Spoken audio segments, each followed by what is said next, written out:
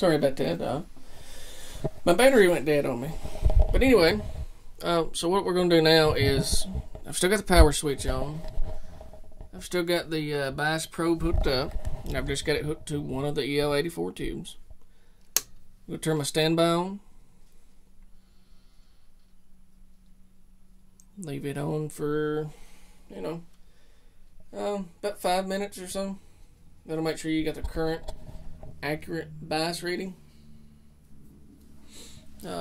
This is the bias reading I have on mine right now, if I can get the glare out of your eyes. I've got mine set at 18.4, which is actually, once it gets warmed up, it's going to be set at 19. That's how big of a difference it makes. And that's a decent bias point for an EL84 on my plate voltage. If your plate voltage ain't the same, then your bias is not going to be the same. So don't set your bias according to what my bias is, because my bias is not necessarily going to be your bias. If you set it too hot, you're going to red plate. If you set it too cold, it's going to come on, but it's going to sound like crap. But anyway, we'll get back to the actual biasing part of it.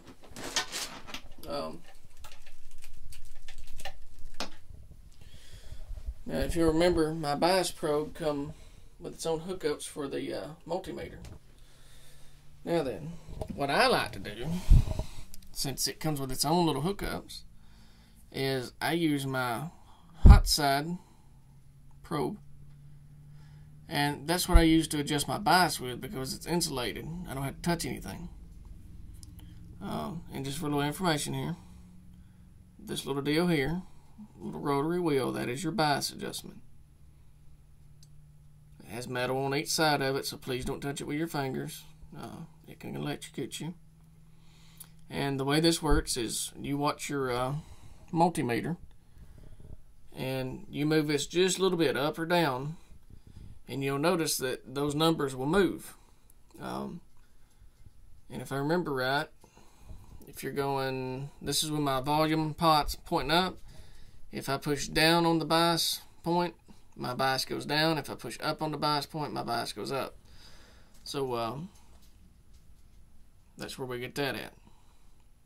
So we got that point clarified.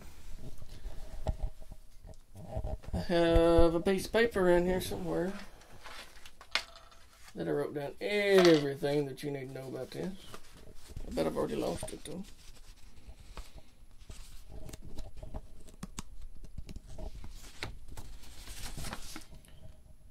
Anyway, this comes with the Bias Pro. It's paperwork. It tells you exactly how to do everything. It's 2 pages worth. Very handy, very useful information, and very important information. While you're inside of your amp, another thing that I like to do, I'm going to go ahead and turn mine, start powering everything down. What I like to do is, since I've already got it open, and it's already open, so it can't hurt nothing, I like to take and come in here, and I like to look at my sockets right here for my tubes. Make sure I don't have any weak or loose solder joints. And then I take and I come up here and I look at my preamp side. I check all those out and make sure I don't have any loose or broken solder joints. And then I come back around, and usually I'll start on one side or the other, and I'll just start looking at solder joints, making sure that they're all right. I don't want anything to be broke, coming loose. If it looks like there's a place where my solder's been heating up to the point of where it's melting and re-solidifying, I like to look at that too, to make sure there ain't something going on there that's not supposed to, because you could have a resistor failing, you could have a capacitor that's failing on you, and you don't know. So that's why I take the time to look in here and check everything over. Another thing I like to do is, like in here where my wires come to my speaker jacks and my send and return jacks for my effects loop, I like to check all those wires, make sure everything's good. I like to check my points where my transformers and things like that come in. This is where your power is distributed, and you got your transformer over here. I always like to check, make sure all those wires are staying away from each other. There's no naked spots. Things of that sort. Just normal stuff that anybody should look for.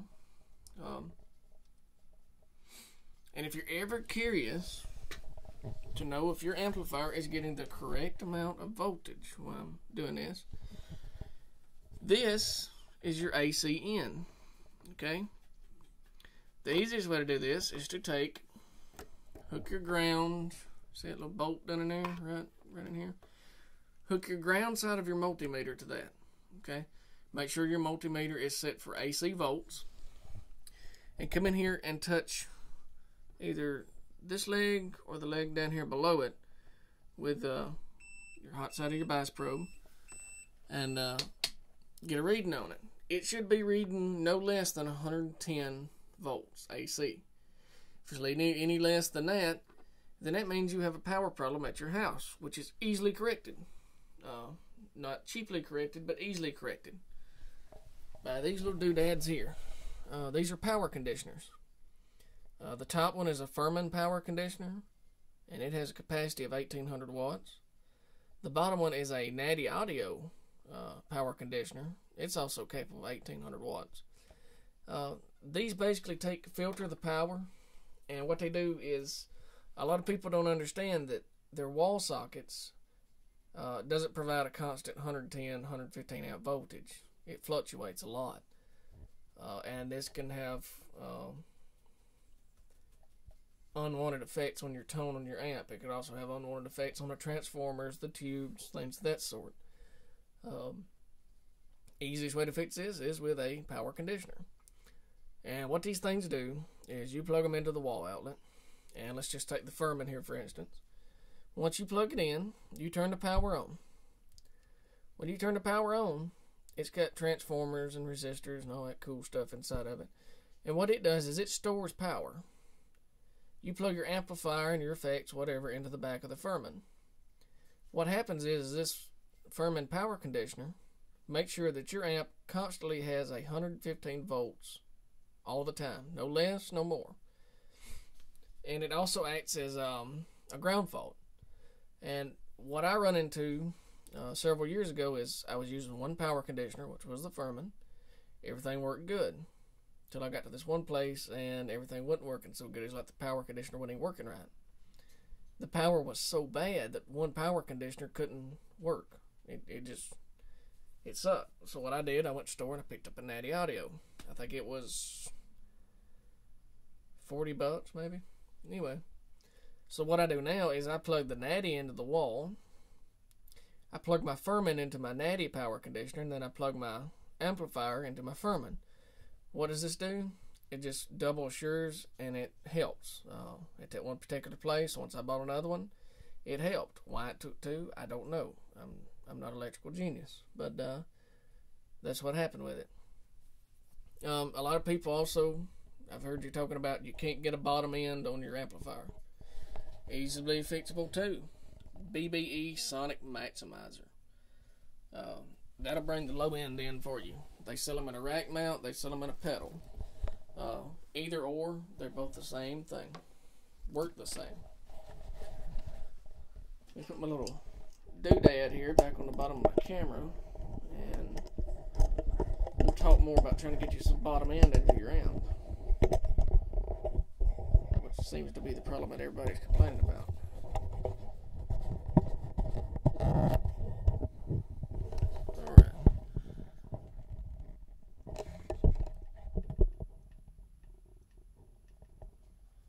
Got a little zoom action going on here. Alright. So everything's all hunky-dory with the amplifier now. Alright. Easiest thing to do here is just let it rest for a little bit because the tube's going to be hot. When you bias your amp, we biased it with this tube here to make sure you have proper bias and to make sure that your tubes are matched. You want to take it to the same exact thing you just done, but with the other tube in there. You should not have to rebias it. If you have to rebias it, one of these tubes is mismatched, which means you're going to have to buy more tubes. Being mismatched a little bit is okay, but if it's off, if you took, and this one was sitting at 19, and you undone everything, hooked this one up, and you turn everything back on, let it sit for a minute, and you check it, and this one's sitting at 18 or 20. If it's up a full number, they're mismatched. Don't use them. Send them back. Anyway, what I was saying about the bottom end. Let's see if I can get my. Have to zoom back out a little bit.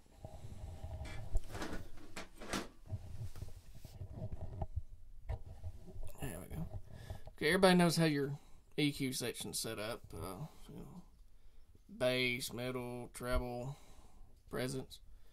In an EO84 amp, it's hard to get low end in unless you got your masters turned up past 3. Once you get past 3, you got plenty of bottom end. So if you're a bedroom player, something like that, the easiest way to do this is to take and turn your bass control all the way up.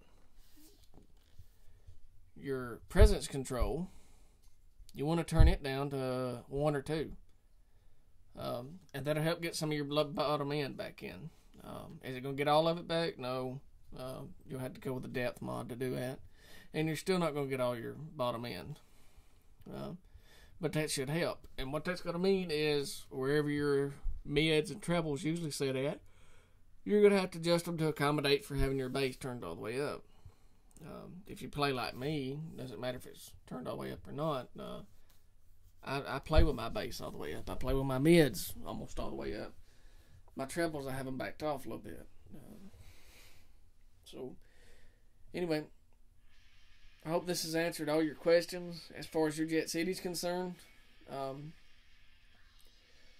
In another video, I'll show you how to bias a Sun Model T, and I'll show you how to bias a Crate Blue Voodoo.